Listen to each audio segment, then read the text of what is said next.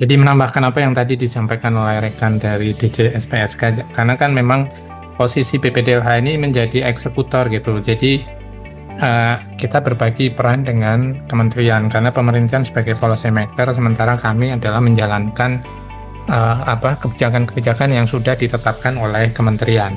Nah, ini menjadi menarik karena apa? Karena kalau kita lihat dalam perspektif kebijakan, isu climate itu kan menjadi hal yang mengalami pergeseran gitu. Kalau dulu kita bisa melihat bahwa fungsi dari climate itu adalah barang publik yang kita bisa menikmati secara bebas.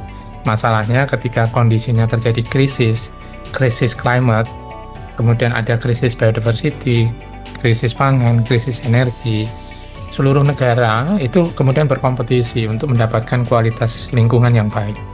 Nah, ini menjadi menarik karena iklim yang awalnya barang publik yang kita bisa menikmatin secara bebas, kemudian mengalami pergeseran peran menjadi barang privat yang sifatnya global. Dan di situ ada rivalry, ada kompetisi yang kuat ketika semua negara kemudian berlomba-lomba untuk bisa mendapatkan hak atas kualitas udara yang lebih baik.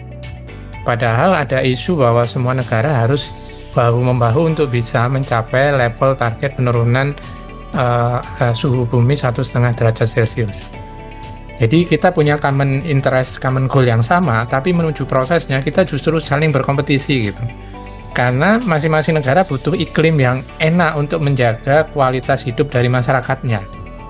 Tapi kita diikat dengan satu common goals bahwa kamu harus berkoalisi nih, tapi di dalam proses berkoalisi kamu juga harus berkompetisi. Nah, ini kan menjadi menarik.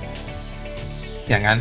Menjadi menarik. Nah, menjadi lebih menarik lagi ketika kemudian ada aspek kebutuhan pendanaan yang luar biasa. Dan perlu kita ingatkan bahwa karena terjadi pergeseran paradigma bahwa iklim yang awalnya barang publik menjadi barang privat, sifatnya kompetisi, tapi kita diikat dengan NDC, kita diikat dengan common interest, common goal yang sama, maka ada kebutuhan pendanaan yang juga harus dipikirin gitu. Karena untuk menuju ke common goal practice yang sama, masing-masing kan harus sedia dengan pendanaan. Masalahnya karena sifat barangnya adalah barang privat yang global, di mana kita tidak bisa memboundary. Misalnya kita bisa jaga hutan kita, kemudian kita bisa mengekspor udara yang begitu bebas ke seluruh dunia. Ya nggak bisa juga kemudian biaya untuk menjaga hutan supaya tidak terbakar, kemudian kita bisa mengekspor udara yang bebas itu, kemudian dibiayai hanya dari dana APBN atau APBD, dana publik. Karena apa? Lah orang yang menikmatin free rider-nya aja banyak banget. Jadi ketika bicara krisis iklim, menjadi tidak fair kalau negara itu kemudian dibebani dengan biaya dana publik untuk menjaga iklim. Menjaga iklim itu adalah tanggung jawab bersama seluruh dunia. Jadi global harus memberikan kompensasi. Ibarat kata misalnya kita jadikan